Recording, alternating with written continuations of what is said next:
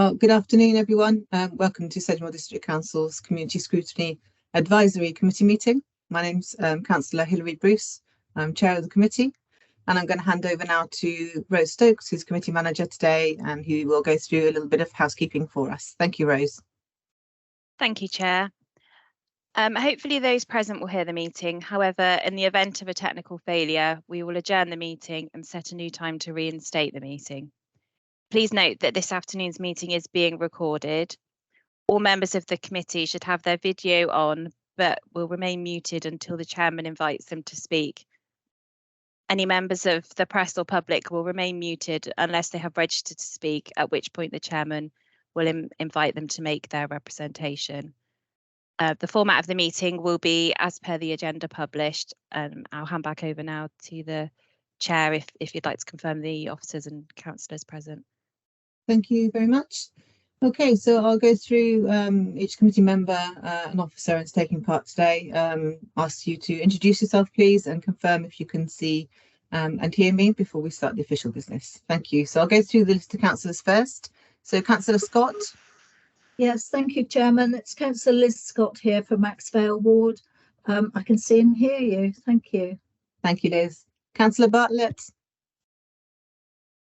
Hi, hello, Councillor Alexia Bartlett, Councillor for Dunware Ward. I can see and hear you. Thank you. Councillor Betty.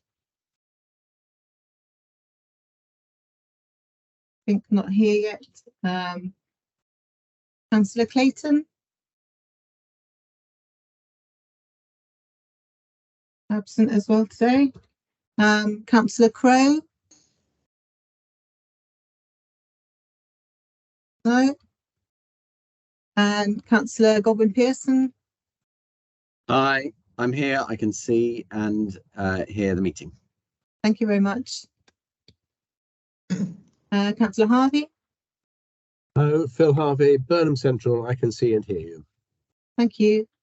And Councillor Levy. Councillor Liz Levy, Councillor for Hampward and Bridgewater. I can see and hear everything. Thank you. Councillor Rodriguez. No. Okay. And Councillor Wong. Okay. Councillor Wong has sent apologies. Right. Okay. Thank you. I'll note that later on when we get to that item. Thank you very much. Okay, we have various officers here today.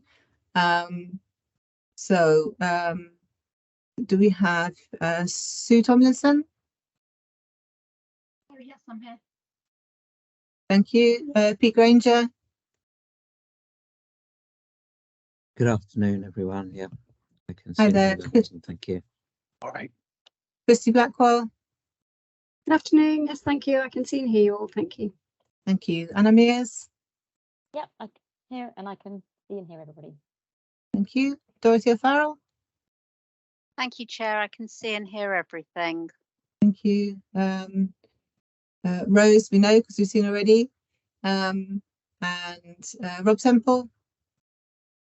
Yeah, here and I can hear and see. Thank you. Hi, Rob. Thank you. Teresa Harvey. Yes, I'm here and I can hear and see everybody. Thank you. Thank you very much. Have I missed anybody out in terms of officers? I think it's just Colin. Oh, sorry, Colin Batchelor. Okay, yes. I was feeling very unwanted then. No, sorry. I'm only joking. No, everything's fine with me. Thank you. Brilliant. Okay, thank you very much. And I don't know whether we have, so we have Councillor Keane with us today. Welcome. And is Councillor Slocum here today as well? Just Councillor Keane? Okay, so welcome to any other members that are with us here today. I won't go through the list. Can I just ask before I move on, if anybody has wishes to speak or ask a question, if it's possible to put your hands up virtually using the sort of hands up feature, that's very helpful in terms of letting me know who wants to speak and in what order. Thank you very much. So I'll go on to the first item on the agenda, which is any apologies. So Rose. Thank you, Chair. We've received apologies from Councillor Gary Wong. Okay. Anybody else have apologies from any of the other members missing today? No? Okay, so we just note Councillor Wong's. Thank you. moving on to item 2, we've got the minutes of the last meeting, which was the 7th of November 2022. Has everybody had a chance to read those minutes, and is everybody happy that we record them as correct minutes of the meeting? Great, I can't see any objections there, so I'm happy for that to go ahead, Rose. That's confirmed, thank you. Item 3, any urgent business? We haven't received any, no. Okay, great. I'm not aware of anything either, thank you. Item 4, are there any public speakers that have registered to speak today? We don't have anybody registered to speak, no. Okay, thank you.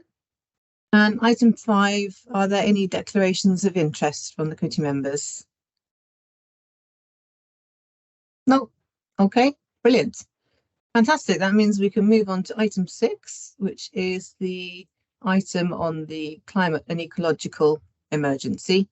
And we have with us today Christy Backwell, Anna Mears and Sue Tomlinson and Pete Granger for this report. I think that's all.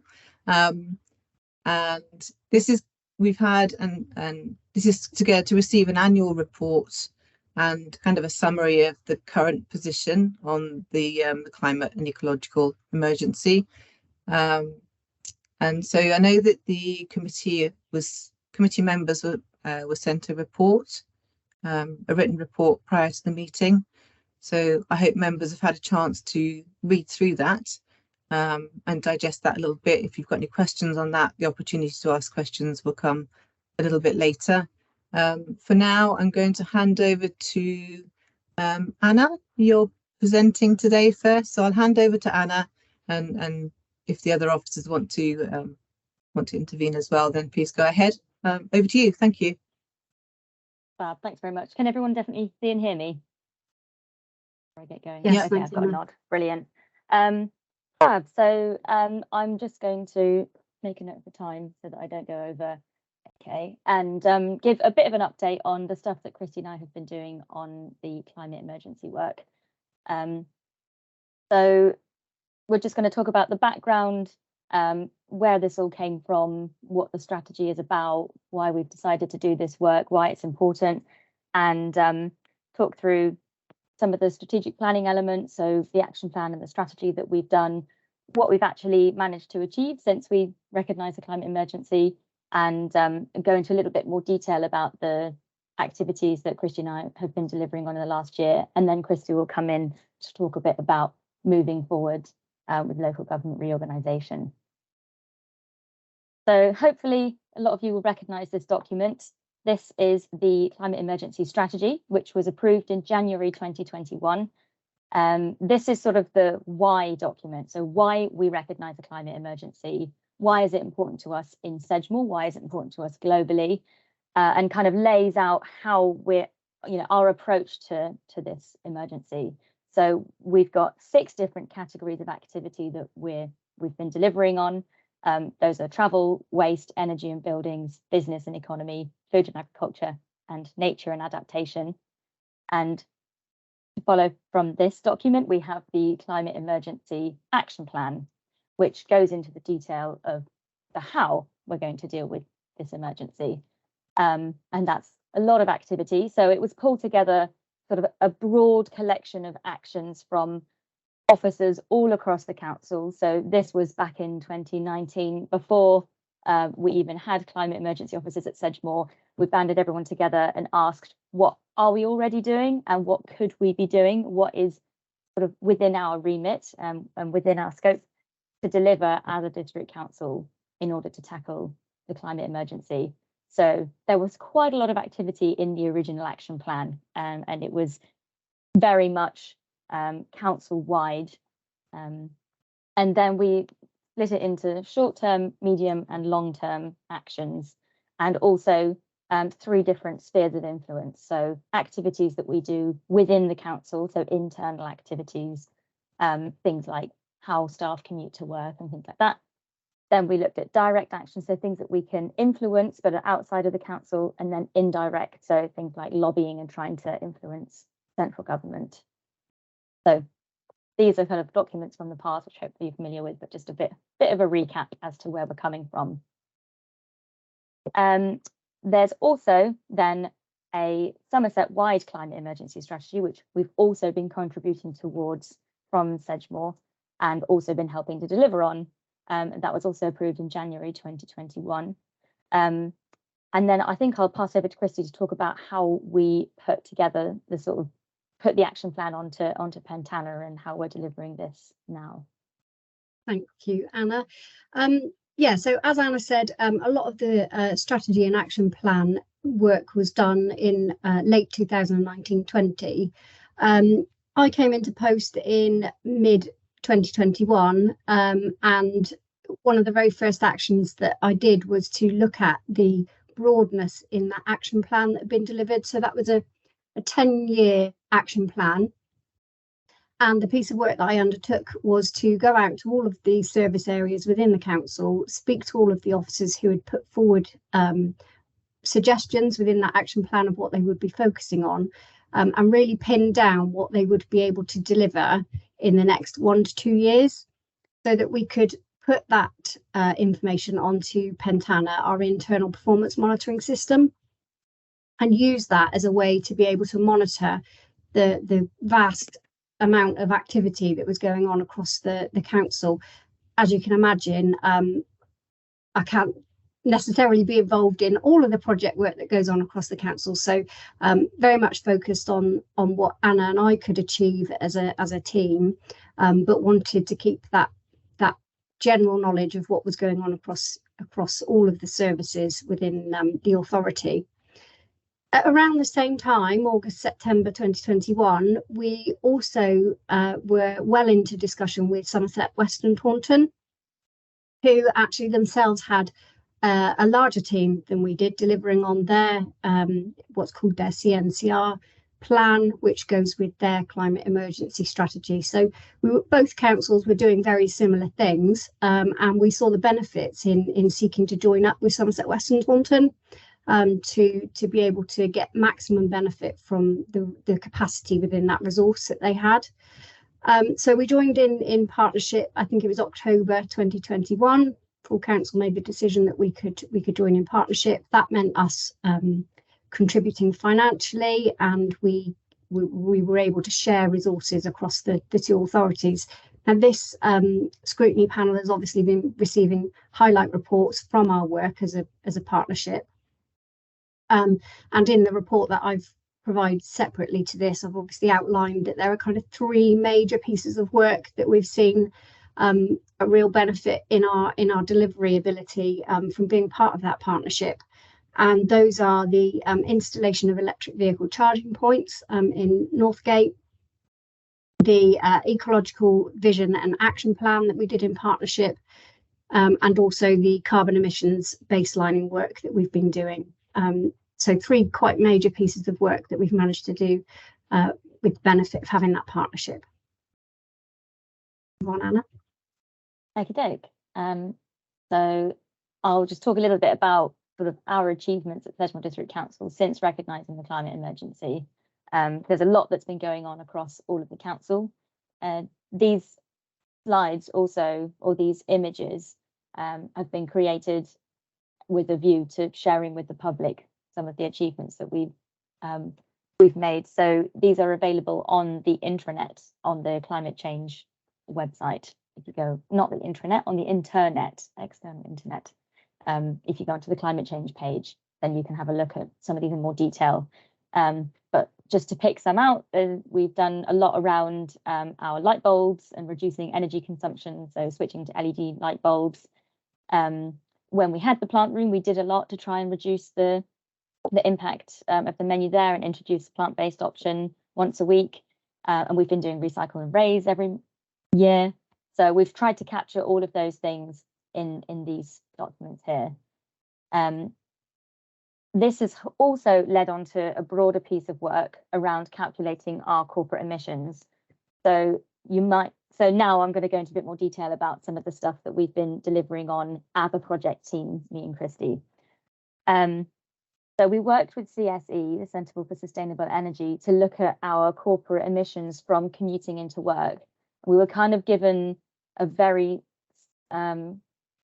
special opportunity during lockdown to look at how much our corporate emissions were reduced when a lot of people were working from home. And you might remember that we did a survey just before lockdown, and we did a survey sort of a year afterwards whilst we were all in lockdown. And we've done another travel survey more recently, and we've been able to compare all of these to actually understand where our corporate emissions come from with regards to commuting to work. This is kind of a bit of an example of some of the work that we've done. And then that has led on to an even bigger piece of work around calculating our corporate emissions. As Chrissy mentioned, that's something that we've delivered with the Somerset Western Taunton joint partnership, looking at, to start off with, our 2020 to 2021 corporate emissions.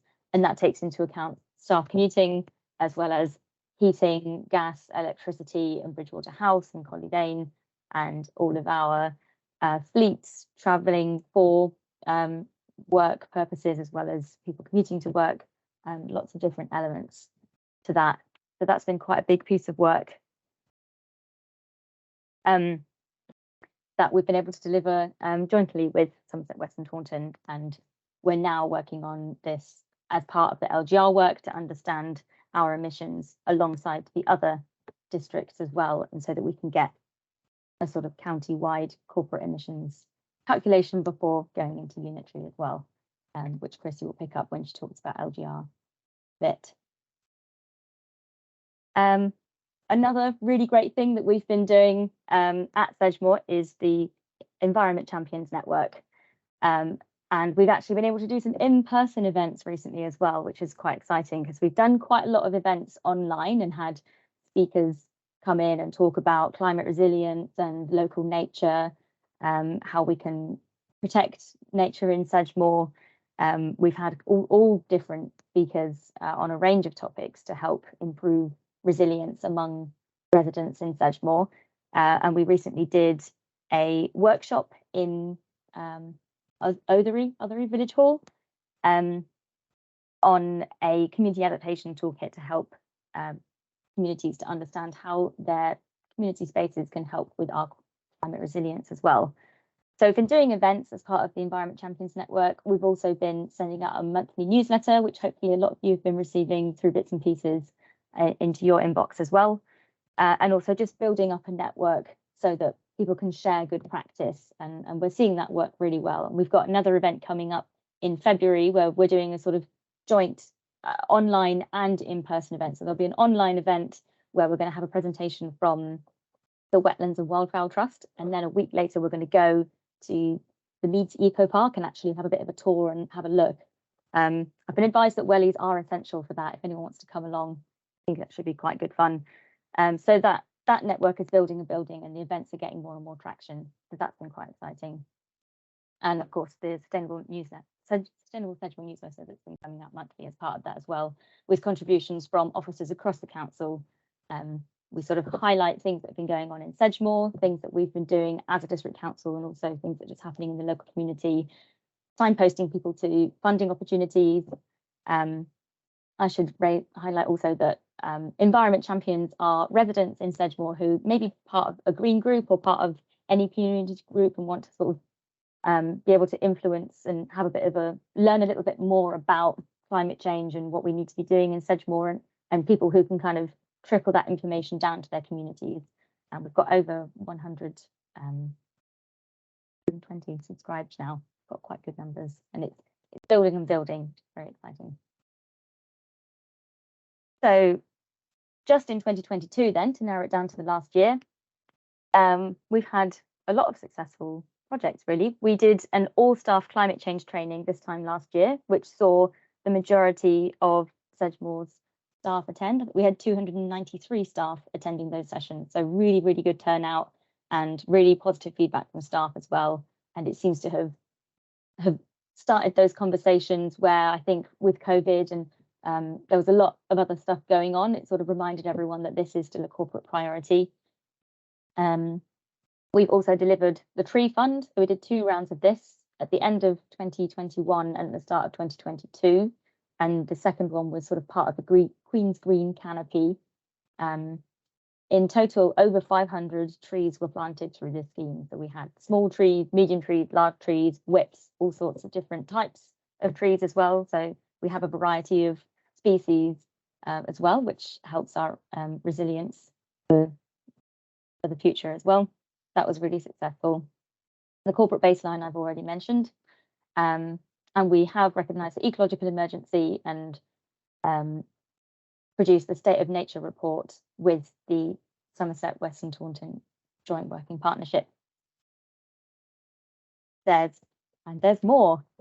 We've also helped with the Somerset Retrofit Accelerator project, which has seen a green directory produced for all of Somerset. So that's been a joint piece of work with the other councils to try and get more construction knowledge in the area as well, to try and influence the supply chain from the bottom up.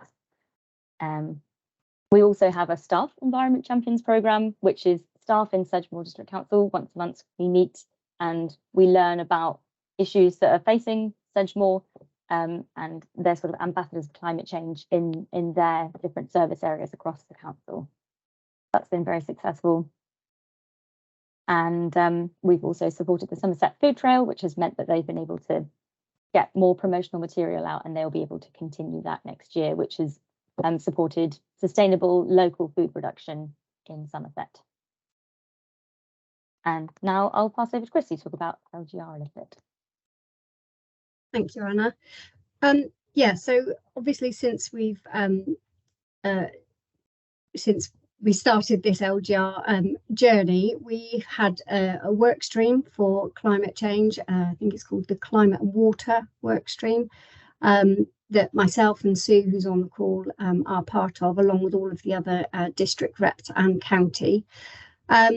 And really, that's been able to accelerate some of the work that we've been involved in, as it's now on a county-wide footing.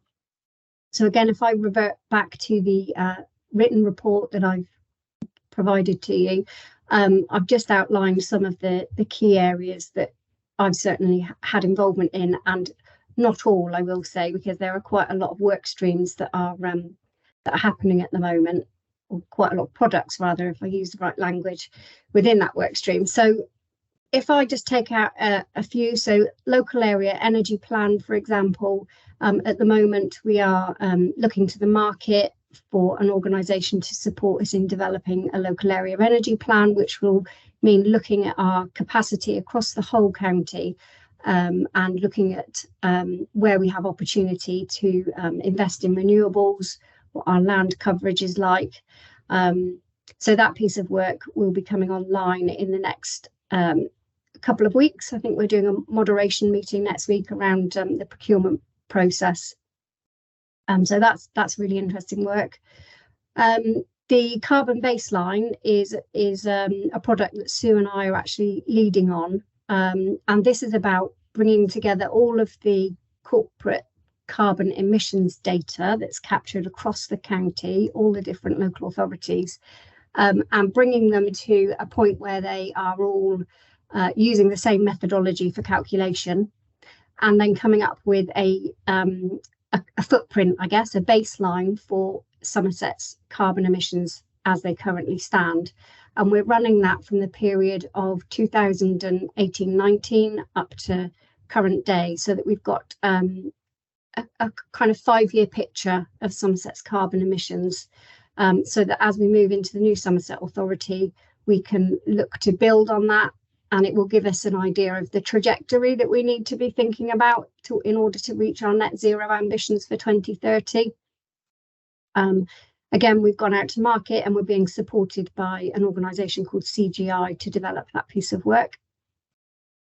The electric vehicle charging strategy, my colleague Sue will be able to tell you much more about that if you've got questions about it.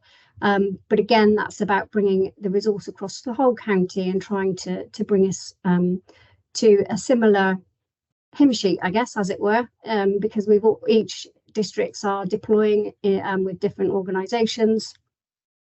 So it's about bringing all of that work together as we move to unify. There's a piece on comms. Anna's just talked about the fact that we've got a newsletter that's replicated across the county, and lots of districts have their own method of reaching out to communities. So again, we're looking at how can we best bring that into one approach and speak with a unified voice. So really just what I wanted to do was highlight that there is obviously a lot of work going on in terms of LGR, and fortunately our categories within our strategy align with obviously the Somerset strategy. So a lot of the work that we've got in our action plan longer term, we'll be looking to develop that as we move forward in our kind of Somerset Council journey, and what climate change will look like in that, what our priorities will be, what our resourcing will be, and therefore our capacity to deliver into the future. So I think that's our final slide. If Anna wants to press on one more, just in case there's any more. No, that was the final slide.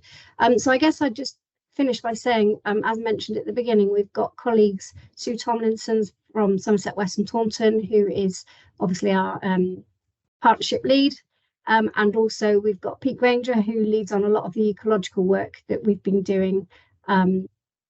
Just briefly to mention, obviously we declared a climate an ecological emergency, and I've referenced that. However, Catherine Church, who is our project manager leading on that piece of work, has since left the authority, unfortunately. She did all that excellent work, got the strategy and the action plan adopted, and has since moved on. So we do have some more work to do around how we then transfer those actions into Pentana to duplicate the work that we've been doing with the climate emergency. But that's not to say that delivery has not been happening. And so, of course, if there's any questions around ecological work, I'm sure Pete may be able to answer your questions. If not, I'm sure we can find someone that can. Thank you, Chair. Great. Thank you very much to both of you, Anna and Christy, for that presentation. Very informative. There's obviously been a lot of work going on and a lot of work ongoing, and a lot of work to do still in the future. So it's really interesting to hear, and great to have that summary. Thank you very much. I'd like to open this up to questions. So I've got Councillor Graham Godwin Pearson first. Thank you. Thank you both for your hang on, I was just trying to remove have I removed my hand? I'm never sure whether I've removed my hand. Okay. Yeah. Thank you for your for that detailed response. I got two questions actually, but they're very much linked. The first is, you mentioned the plant-based options within our own facilities. Have we considered as an authority signing the plant-based treaty, which I know Haywards Heath Town Council's done, and Edinburgh did it last week. I wonder if Sedgemoor has done it in recognition of a commitment to reducing carbon emissions. And the second one is, now we could there are some unique things about Sedgemoor that we're taking into Somerset, and I wondered to what extent we can use the transition to get some specific bits of policy adopted as best practice with Somerset. So, for example, mitigating biodiversity and ecology loss during a housing development, like, I don't know, putting in bee bricks and swift boxes, and planting new hedgerows and allowing them to mature before the old ones are torn out, which is a hill I will die on. Is it possible that we can use the end of Sedgemoor's term to get some of those policies through and then adopted by Somerset later on, because they're not going to cost very much, and it would be a nice way to transition the project. Thank you, Councillor Godwin Pearson. Christy, are you able to respond for that? Thank you. I'll take question 2. Perhaps if Anna can respond to question 1. Okay, I'll take question 1 then. Yeah, that's a really, really interesting point. We did have a lot of discussions around this when we first introduced the action plan. So in the section on food and agriculture, there was a lot of discussion. I think it probably would have been with officers from Scrutiny at the time, from joint parties, to discuss the wording around, I think there's a particular action, I can't remember what it is now, but if you look in the action plan, you'll find something around encouraging low carbon and local food options, I think at council events, and maybe also encouraging local businesses to do the same. We opted for the wording low carbon because it's such a conscientious topic, but that's what we've got in the action plan, and hopefully that's the sort of thing that will be taken in moving forward. I will pass it on to Christy for question 2. Thank you. Just to finish that one off, I think I caught in the news, might have been this morning, that I think Exeter City Council have just declared that they're going fully plant-based with all of their internal food options. And I think there's been quite some criticism for that approach. So it's interesting to watch the reactions of people, because I think the local farming community were quite disappointed with that approach. So Christy, before you go on to, if you've finished on question 1, before you go on to respond to question 2, I'm wondering whether Councillor Keane wants to come in on that point, because I did see her put her hand up almost immediately after that question. I don't know whether your hand is up to respond to that, Councillor Keane, or for something different. You're muted, Councillor Keane.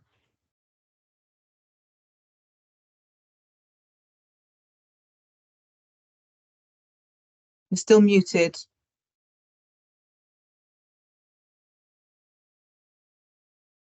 No.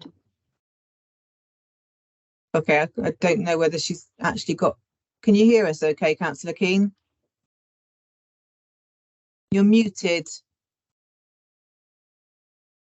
Sorry, it's all these okay. Thank you very much.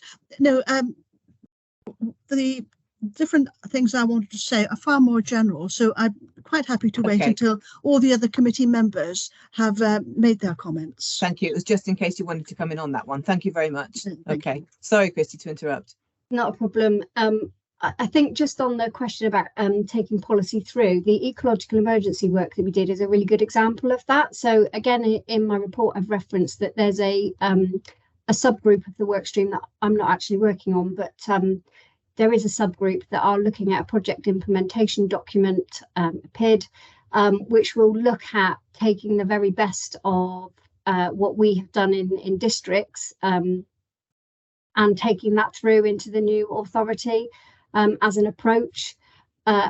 Somerset County Council have also declared an ecological emergency, so it's in our interest. But I think we're certainly Somerset Western Taunton and Sedgemoor are quite far advanced in the work that we did in that action plan and our ambitions for the ecological emergency. So it's highly likely that that is a piece of work that will run through into new policy for the council, she says.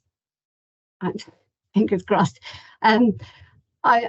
Sue's got her mic open. Please do, Sue, if there's something you wanted to add at any point, please just jump in. I think the only thing I would add is if there's any specific policies that Sedgemoor and Somerset Western Taunton have got that have already gone through the process of being designed and approved, that it would make sense for them to be adopted into the new council, then I guess it's a case of identifying what those are, and then we can see what we can do about them. Because I guess as a new council, they're not, as it will all be us, we won't want to start from scratch. So if there's anything that's already adopted, let's be aware of it and let's see what we can do. So with the best course of action here, if members have got particular things in mind, what's the best way for them to highlight that, to contact one of yourselves about that? Yeah, please do let me know so that I can highlight that and take it forward in our work stream for discussion. Okay, thank you. Does that answer your questions, Councillor Godwin-Pearson? As much as I thought it might. Okay, thank you very much. Okay, I'll move on to Councillor Harvey now, please. Right, thank you, Chairman. First of all, a general point. Are you taking questions about the climate emergency report we had, the Pentana report, or are you taking that later, or we're not dealing with it at all? And then secondly, on has been said already. Can we have an update on what's happening with electric vehicle charging points in the Sedgemoor car parks? I know we were going out to some sort of contract, and I've heard nothing since. Yep. Going back to the first question, which has just gone from my brain. It went straight in and straight out. Sorry. Oh, Pentana. Yes. I've got it. So as I mentioned, which was why I kind of mentioned it, the Pentana report is broad, kind of across the council, lots of officers involved in the actual delivery of those projects. I may have a broad understanding if you wanted an update on something specific, but if it's beyond my knowledge, it would be for the officer who's listed in that Pentana report as the responsible person, probably for a more detailed update. Right, I'll go to them directly then. Okay, thank you. And then for your second point, Sue, if you don't mind, Sue's the lead officer for us on this one. So for the electric vehicle charging points in the car parks in Sedgemoor, we did do a procurement exercise to get a supplier on board to work with us to put charge points in our car parks. So we offered them a number of the car parks, and they looked at them and they came back and expressed an interest in the car parks that were going to be suitable for their business model. We're currently still working through that. Our chosen supplier is Swarco, and they've issued us some draft heads of terms, and we're currently reviewing those. Out of all of the car parks that we offered to them, they came back and they expressed an interest in two. One in Bridgewater and one in Burnham. The one in Bridgewater was Dampit Street, and the one in Burnham has just popped out of my head. But we're trying to sort out the heads of terms, and then once we've got that sorted, we'll be able to share details with you. Thank you. Okay, thank you very much. Any other committee members with any questions? No, in that case, I'll pass on to you, Councillor Keane. Thank you. Well, first off, considering the amount of time that we've had to put these initiatives in place and cascade them down, it really is not a lot of time. And Christy and Anna and our colleagues, Catherine and Sue, need to be congratulated, because not only have they put it in very precise logical form, but they have cascaded the information to voluntary groups and to the parishes. And as a result of that, quite aside from the papers and the reports that we've got, there are so many voluntary groups now that have taken on board the principles and are setting up their own little initiatives, such as community gardens, and parishes are supporting them. Also the tree strategy, which was part of the papers for this committee, Pete made some valuable comments about 3 weeks ago concerning that. And again, we've got quite a lot of voluntary people who are looking at trees, but there needs to be more detail, more attention paid to those comments, because they are very important for the life and the sustainability of the trees. The voluntary groups that I've met so far will have to be taking their local projects onto the new council, and hopefully under this strategy we'll be able to get the support that is needed, and if there's any money left in the fund, hopefully we'll be able to, within a year or two, come through. But I don't know if this is part of your work stream at the last item on the agenda, but it's always been, it's a running sore when there are developers getting new development plots. There has been perhaps not illegal activity in cutting down trees if they were not listed, but certainly there has been an intent to deceive by simply cutting down mature trees and not even doing it in daylight. One instance that has happened was done by workmen wearing not face mask, but sort of breathing apparatus type masks, hard hats, unmarked vans, number plates smeared with mud, and working just at dawn, cutting down mature trees and then getting away quickly and doing it at a weekend. That was an intent to deceive. And what seems to be lost is that the more trees we have, the more water is absorbed. But can you consider that this county does have a very tragic record of flooding? I mean, that's all I want to say, but so I am full of admiration for our officers, both here and in Taunton, for the very quick way and the excellent way that they have placed in easily digestible form the initiatives and the outline of work to come in the future. So thank you all. Thank you, Councillor Keane. Thank you very much. Just one note from me. I think we normally get a highlight report from the joint partnership panel. So I know that there's been changes in dates of the meetings and everything, so that hasn't been possible today. So can you just confirm, Christy, that when the highlight report is completed, because we've got one more meeting of the joint partnership consultation panel. So yeah, so that report will be highlighted to the committee, sorry, not highlighted, circulated to the committee members when it's ready. Yeah, of course. After our meeting next Monday, I will share it with Rose for it to be sent to committee. That's fab, thank you. So committee members, if anybody's got any questions after you receive that report, can you please direct them back to Christy? Sorry, it's all on you today, Christy. No, that's fine. And just to reiterate, if there are any matters that anybody wants us to address and take forward, then please just drop me an email and I can keep it on in view. Brilliant. Okay, thank you very much. So I don't see any more questions, so I'll wrap this item up a little bit. So mainly massive thank you to Christy and Anna for the report today, and Pete and Sue for being on the meeting today to answer any questions. Thank you very much. And really thanks to all the officers that have been involved in creating and implementing the climate and ecological emergency strategy and action plan, both in the climate change team and across the council. This kind of work inevitably involves all departments and their teams. Thanks also to the Community Scrutiny Committee members for their valued input in bringing forward some important recommendations and monitoring the progress. So the joint partnership working has been seen to be beneficial, pooling resources and sharing best practices. As we know, that joint working is moving up to another level very soon, with 5 councils working jointly as one. And I hope that this integrated approach will help the new Somerset Council to make good progress in implementing the county-wide action plan and achieving the target of becoming carbon neutral by 2030. Of course, the new council will need our help to achieve this goal.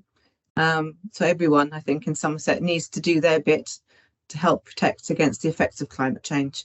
So thank you very much, everyone. Okay. So I'll move on to the next item. Those that were here for this item of the officers, if you wish to leave, please feel free to do so, or you can stay for the next item. Up to you. Thank you very much.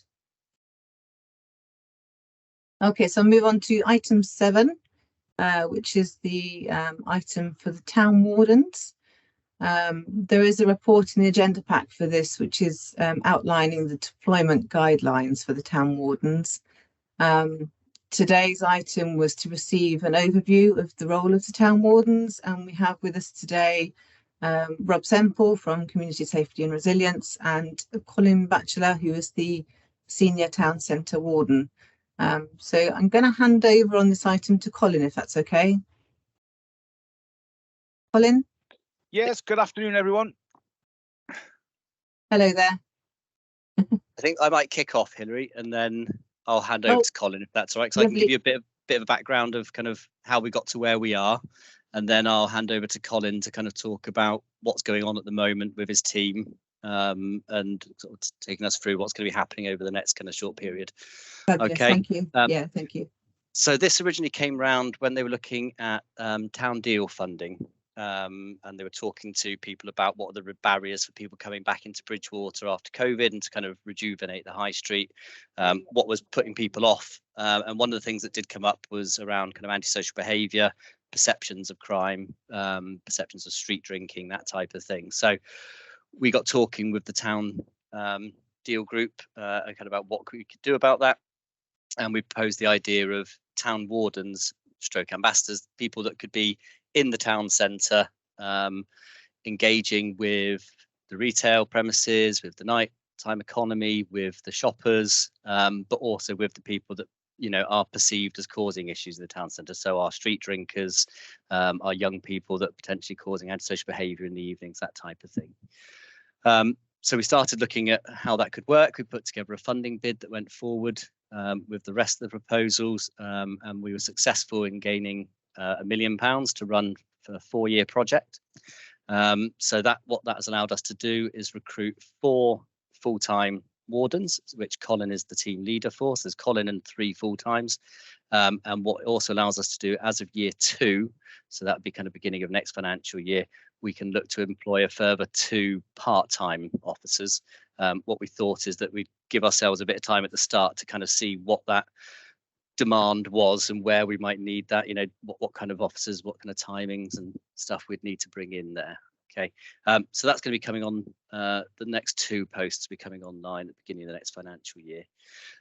So as I say, we've got the 4 wardens in place now. The role is going to be predominantly town centre, but it's not just the town centre. The Bridgewater boundary, as it was drawn for the funding, does go right out to kind of Dunball. But what we'd see is that to begin with, they'll be concentrating on the town centre, getting to know the agencies, getting integrated with the police, the homeless outreach team, Westfield Church, all the kind of agencies that are out there working with our communities, and get themselves really integrated. Over time, we'll start to look to bring in enforcement, that they will have enforcement powers, but we see that as quite low down the list of what they'll be looking to do. It's very much the engage, educate before enforcement is what we're kind of looking to do. Currently, we're just going through training. So we've got the 4 wardens, they've just been doing their SIA training, so which is their door staff, which is kind of security training, which we kind of thought is a good, whilst it's not the whole of what we'd be expecting them to do, it does give them a basis for kind of keeping themselves safe out on the street. And we're also looking at something which is called CSAS, which is Community Safety Accreditation Scheme, which is run by Avon and Somerset Police. And what we can do is we apply to that, and we can actually get some powers devolved down to officers, which gives them extra powers in the town centre. So we're looking at the process of that at the moment. What we're just weighing up with that one is whether we rush that through, because we think it needs to go through a committee to make sure that members are happy that we have that power devolved down. But we're looking at, do we try and get that through quickly with a committee before vesting day, or do we wait so that the bigger picture that the new authority has made that decision and has the backing of the CSAS accreditation. As I mentioned, it's a 4-year project at the moment, so the funding does take us up till end of the financial year, sort of March 2026. What we want to try and do is we want to try and see if this model, sort of prove the model and show that this works, and show that this does give faith to people coming back into the town centre, but also to our businesses, and that they can see a real benefit to this. And what I'd love to be able to do is to show that this works and roll it out across the county in the future at the end of that 4 years. So what I'd like to be able to do, I could see it working similar to something like the dog wardens. So you'd have a team that could go out and do Bridgewater in the morning, they could do Taunton in the afternoon, they could be doing Yeovil, and they could go out to those areas where we are seeing concerns, but also where we've got the events. So things like carnivals, fairs, Quayside Festival, that type of event, we would see them out there representing the council, being there to kind of help support people, show people where to go, welcome people to the town, and really kind of try and make people feel welcome in the town centre, that they've got somebody to report to and to give any information to help them feel safe. So that's kind of a quick whistle-stop tour. I'll let Colin kind of talk about what he's doing, his team, and when they're looking to deploy, and then we're obviously open to any questions. Thank you. Thank you, Rob. I think Rob said a lot there. So yes, we have myself and 3 other wardens now uniformed in Sedgemoor colours with high-vis jackets, etc. We are out and about in terms of visiting local businesses, etc., and introducing ourselves. And where we're at, we're still waiting for radios and we're still waiting for body armor. So I have to be careful at the minute how often the guys and girls are out on the street and what they're doing. But we are at the minute out as much as we can without getting necessarily involved in anything on the street. Once that safety or that PPE equipment's here, which I'm hoping within the next month, that equipment will be here. And then we are fully equipped with cameras, radios, and as I say, body armor, etc. So they are out and about, a couple of hours a day at the minute, basically going to premises just to say, you know, we're out and about, here are the town wardens, this is what we are doing, this is what you can expect from us. So we have already been making lines of communication with the police, with the local housing teams and the homeless teams, charities, the voluntary sector, the street pastors the guys and girls have been out with. And from my perspective, it seems very, very much welcomed in the town. The feedback I'm getting is that a lot of the businesses certainly feel very much left to their own in terms of support from the police or from PCSOs, etc. It's very clear that the demand on the police seems to have taken away the feel safe factor in the town for people. So from my perspective, this is very much about reassurance. This is very much about visibility. This is very much about people coming to us and us helping, whether it be helping the old deer cross the street, whether it be ticketing someone who's let their dog foul, whether it be antisocial behaviour and the confiscation of alcohol from teenagers, whether it be the gathering of evidence for community protection warning notices or community protection notices. That's where I see the role, but it's very much engagement and encouragement at the minute, and hopefully get the public and the businesses on side with us and in a supportive role. So I'm happy to take any questions that anybody might have. Thank you. Any questions for any committee members?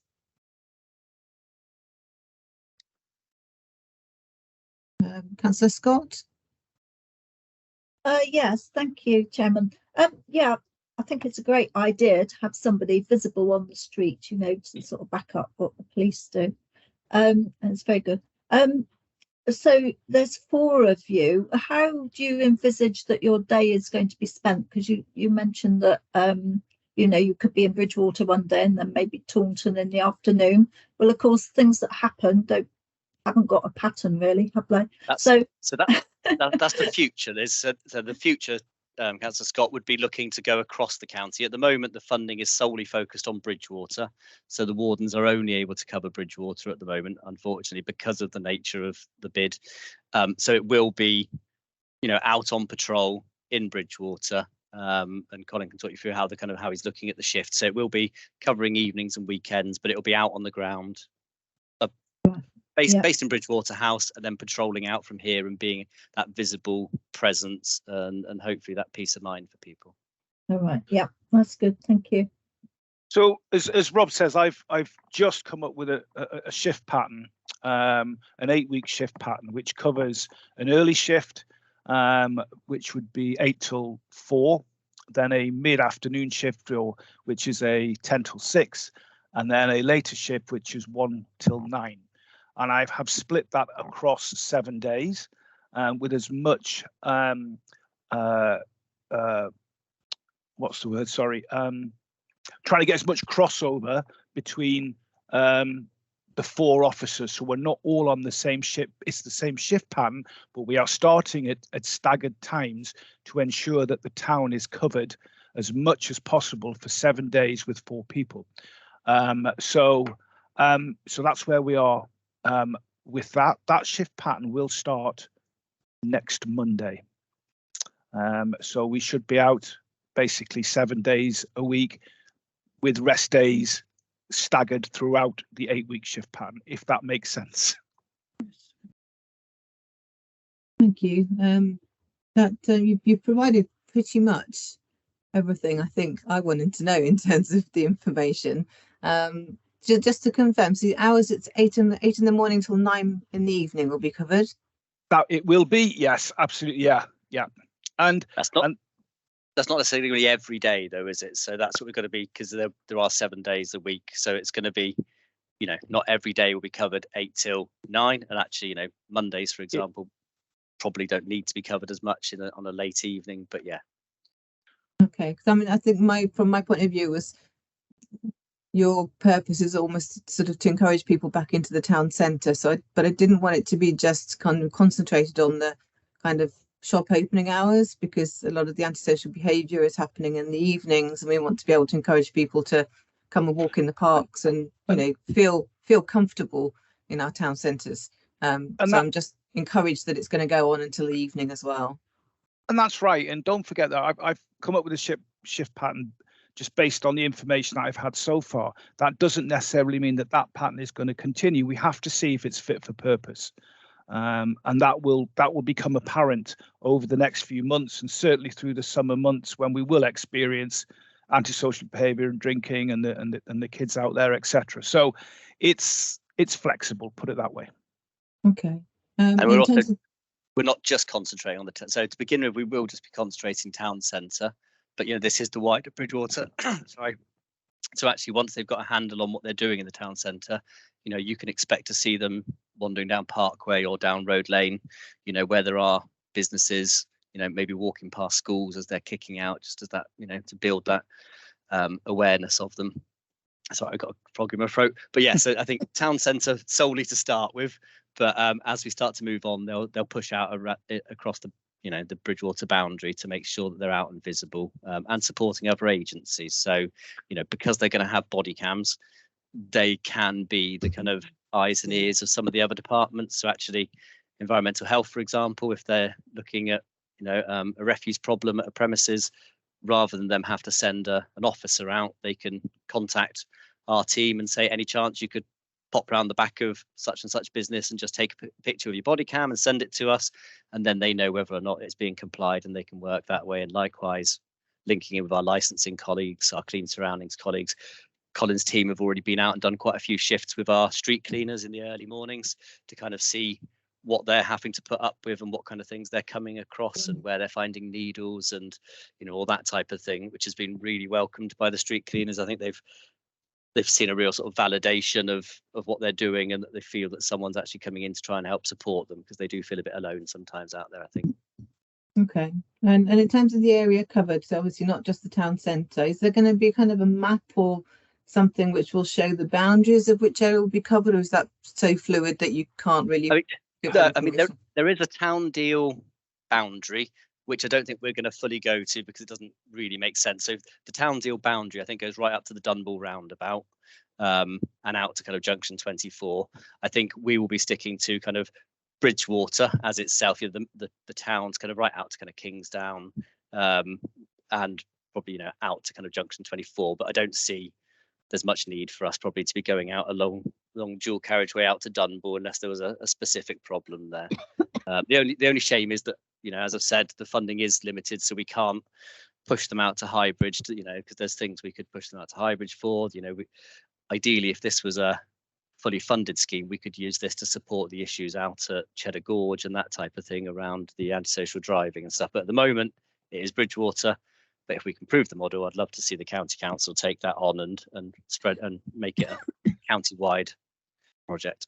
Okay. And is there a kind of contact, so businesses in the town that want to speak to the wardens or want them to call in, how do they get in touch with the wardens?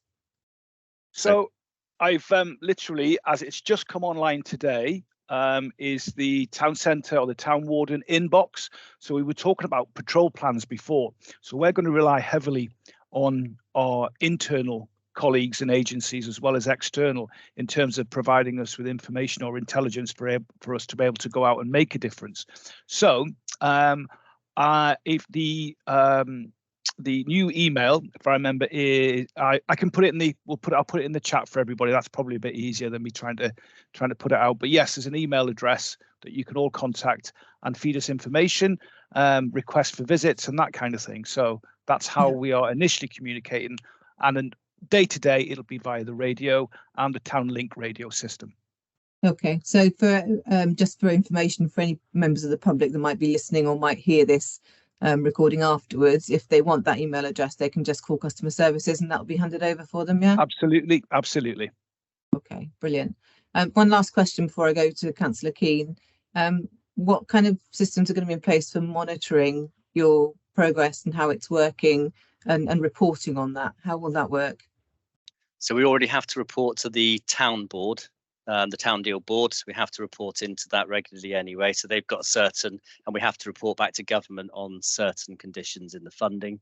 But what we also want to start bringing forward is that evidence to support the progress of this project going forward. So we'll be looking at the numbers of interactions, if enforcement does take place, because at some point it will have to.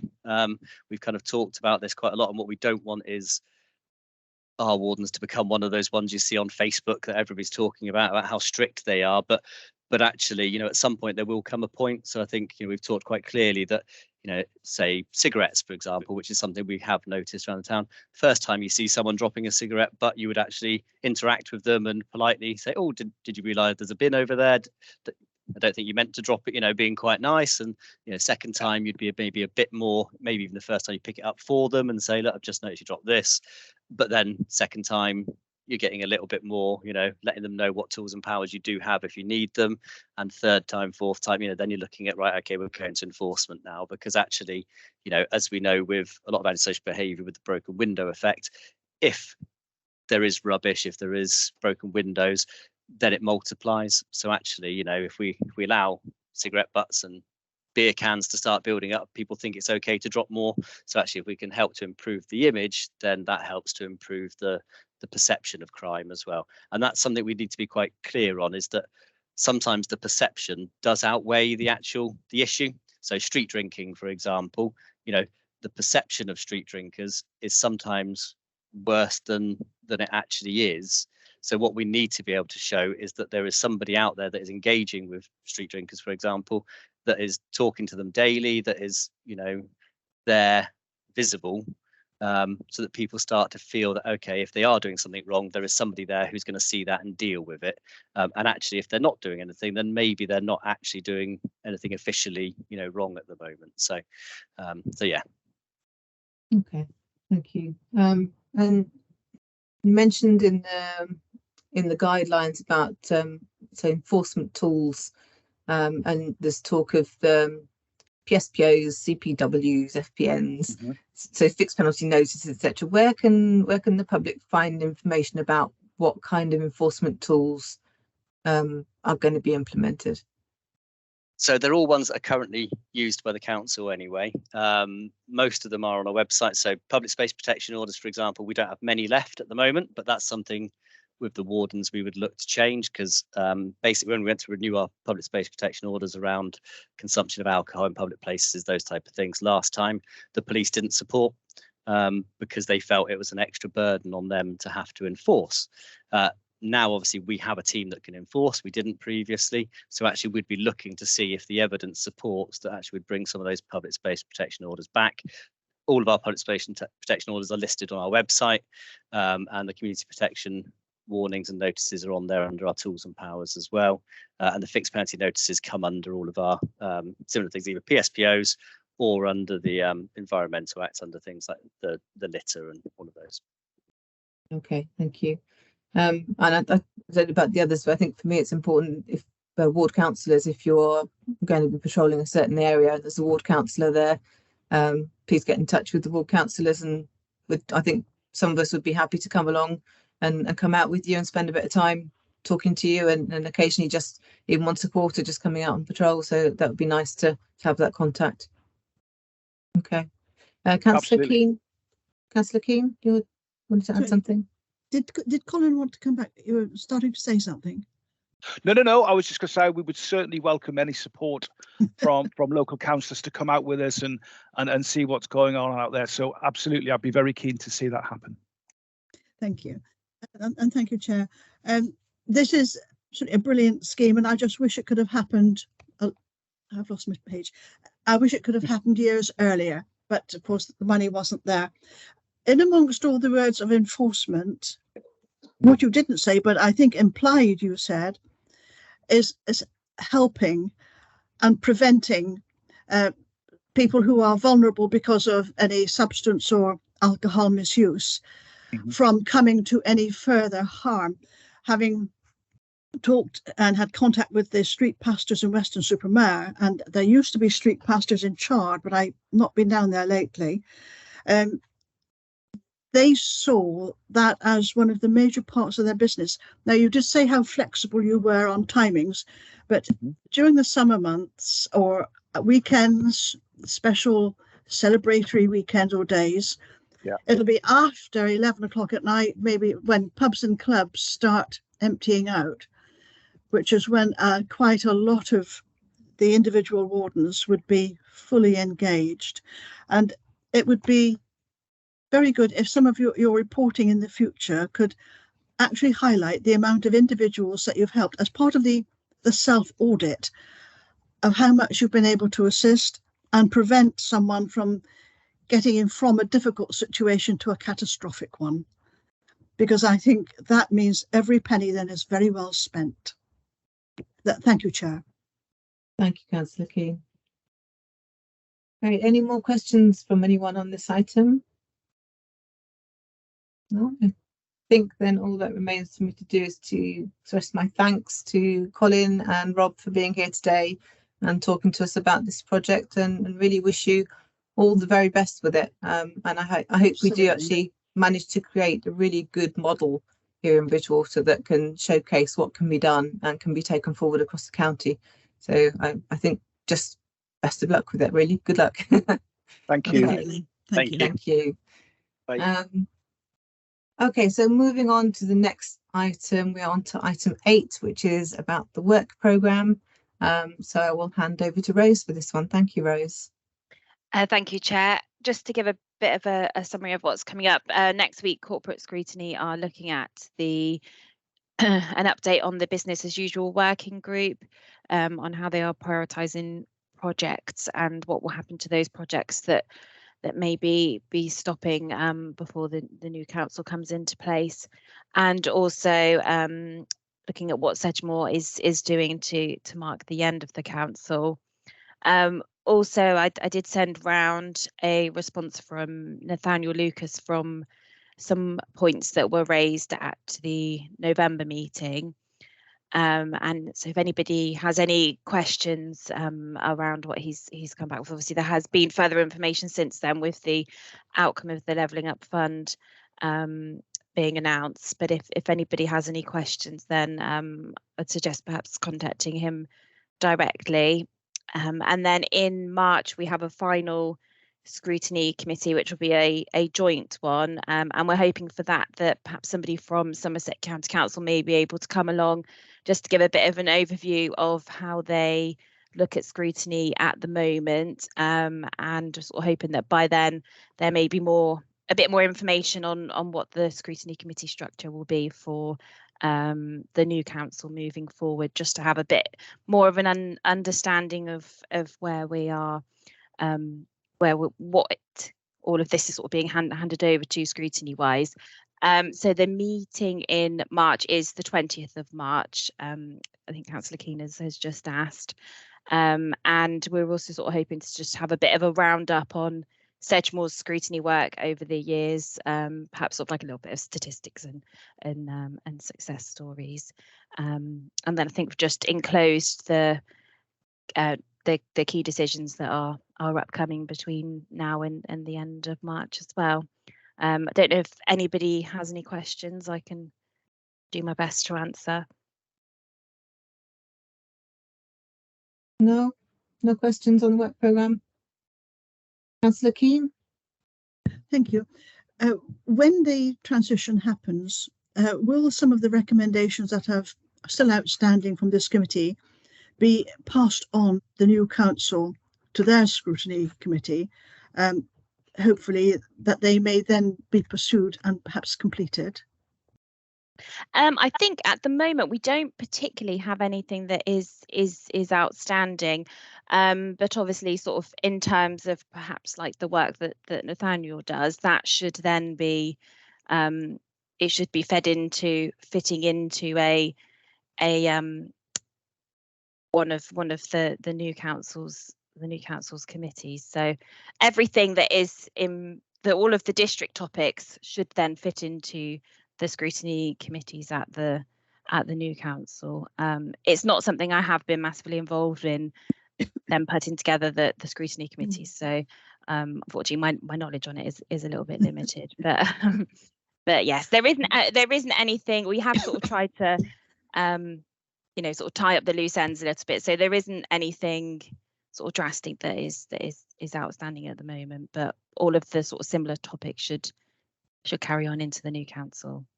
Thank you. It does concern me that with the new council, they will have a lot more clout for going back to our comment during our climate emergency discussion. The behaviour of developers on greenfield sites that are surrounded by mature hedging and woods, and how the new council will try to use whatever legal recourse they have to try and preserve these things rather than just see them arbitrarily chopped down, as we have done. And I'm quite sure the major developers do not behave illegally, but they certainly behave in a way that is deceptive and not good practice. And we have no recourse to stop it at the moment. But if that could be passed on to the new council, their scrutiny, that would be, I think, an asset to us all. Thank you very much. I'm sure, as I say, I'm sure there will be ways of feeding in topics to the new scrutiny committees. Thank you.